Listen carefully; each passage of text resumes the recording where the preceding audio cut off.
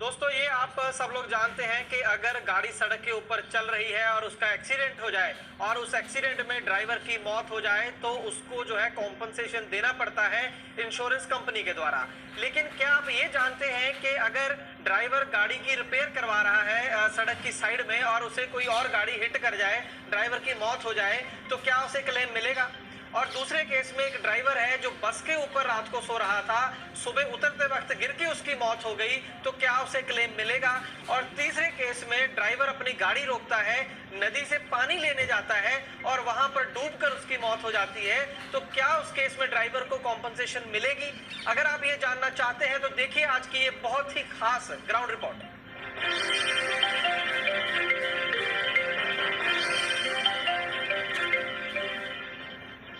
Transport TV पर आपका स्वागत है। मैं हूं मनिंदर सिंह और आप देख रहे हैं ground report powered by transport mall. दोस्तों जो सवाल अभी अभी मैंने आपसे पूछे उनके जवाब हमें मिलेंगे हाल ही में आई एक सुप्रीम कोर्ट की जजमेंट में। जी हाँ, 6 मार्च 2020 को माननीय सुप्रीम कोर्ट की एक जजमेंट आई है जिसमें उन्होंने इन तमाम सवालों के जवाब दिए हैं जो कि ना सिर्फ गाड़ी मालिकों बल्कि गाड़ी चालकों के लिए बेहद अहम है।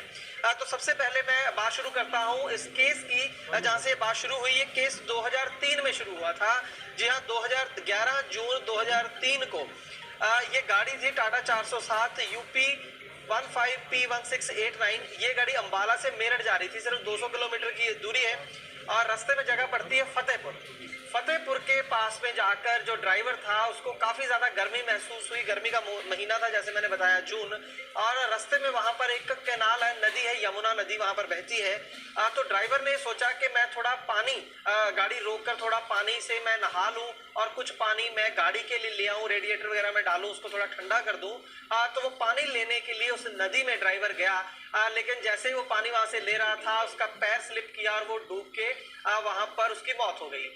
दुख की बात यह थी कि साथ में क्लीनर भी था और क्लीनर अपने ड्राइवर की जान बचाने के चक्कर में वो भी उस नदी के बहाव में बह गया और उसकी भी वहां पर मौत हो गई।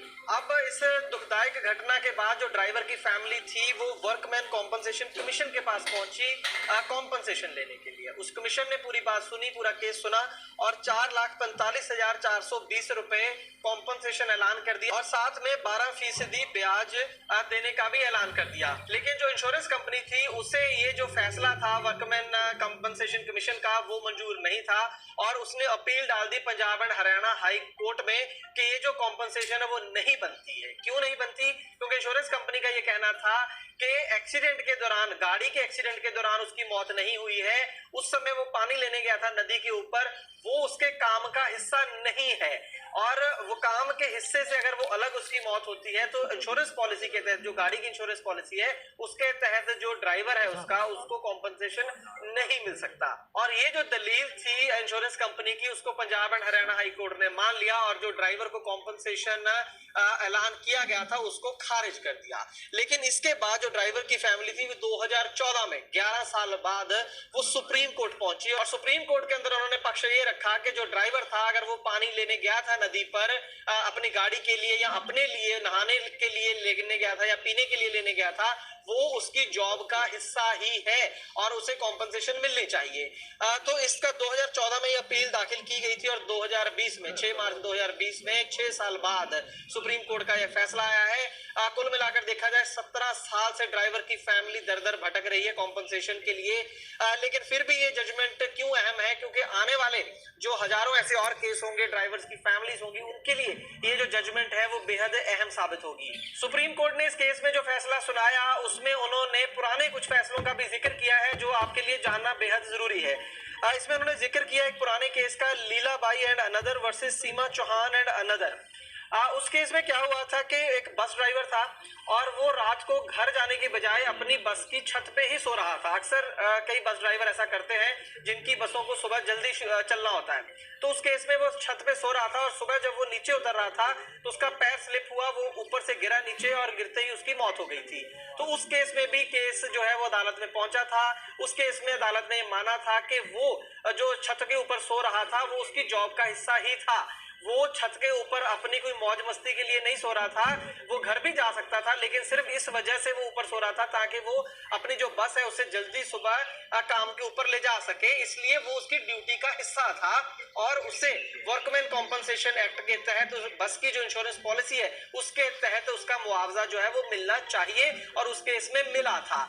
तो उस केस में एक बात तय हो गई थी जिसका हवाला सुप्रीम कोर्ट ने इस केस में दिया। इसके अलावा एक और केस का सुप्रीम कोर्ट ने जिक्र किया है, 2014 का ही ये केस है, Manju Sarkar and others versus मबीश मियां एंड अदर्स। उसके अंदर क्या था कि अगरतला से ट्रक चला था चौराहे बारी एफसीआई गोडाउन के लिए और रास्ते में जगह पड़ती थी धर्मनगर और वहां पर उसके ट्रक में कोई खराबी आई, वो ट्रक से उतरा और एक मैकेनिक से अपना ट्रक ठीक कराने लगा। तो जैसे ही ड्राइवर वहां पर मैकेनिक के साथ बातचीत कर रहा था रोड की साइड में, तो एक और गाड़ी पीछे से आई जिसने ड्राइवर को हिट किया और उसके बाद ड्राइवर को हॉस्पिटल ले जाया गया और वहां उसकी मौत हो गई थी। लेकिन उस केस में भी अदालत ने यही पाया था कि उस समय जो ड्राइवर था वो अपनी जॉब ही कर रहा था, उस समय वो जो काम कर रहा था मैकेनिक के साथ बातचीत कर रहा था वो अपनी गाड़ी को लेकर ही कर रहा था। तो वर्कमैन कॉम्पनसेशन जो है उसे मिलनी चाहिए, वो अपने किसी पर्सनल काम के लिए मैकेनिक के पास नहीं गया था। तो इस केस की ऑब्जर्वेशन भी इस फैसले में सुप्रीम कोर्ट ने की है। बहुत ही इंपॉर्टेंट ये केस है क्योंकि ऐसे हादसे अक्सर ड्राइवर्स के साथ हो जाते हैं, लेकिन जो इंश्योरेंस कंपनीज है वो क्लेम नहीं देती हैं, ये कह के कि गाड़ी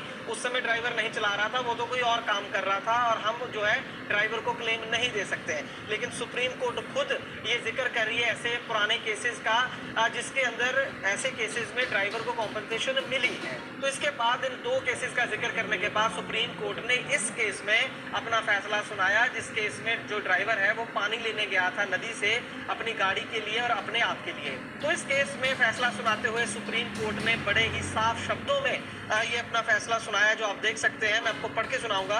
coming to the facts of the present case, the deceased was driving the truck of respondent number 2 from Ambala to Meerut. Indisputably he was in the course of his employment. तो सुप्रीम कोर्ट साफ कह रही है कि उस समय जो ड्राइवर था वो अपने काम पर ही था। We can take judicial notice of the fact that considering the manufacturers specification, the cabin of the truck was not air conditioned and would have been a baking oven in the middle of the afternoon in the sultry monsoon heat of June 2003 when the temperature was touching 42.6 degree centigrade in Yamunanagar Haryana. तो court ये कह रही है कि जो cabin था driver का वो एयर कंडीशन नहीं था और जून 2003 में उस समय यमुनानगर के अंदर 42.6 डिग्री सेंटीग्रेड था, जो कि एक तरीके से भट्टी हम कह सकते हैं, इतनी गर्मी उसके कैबिन के अंदर उस समय होगी।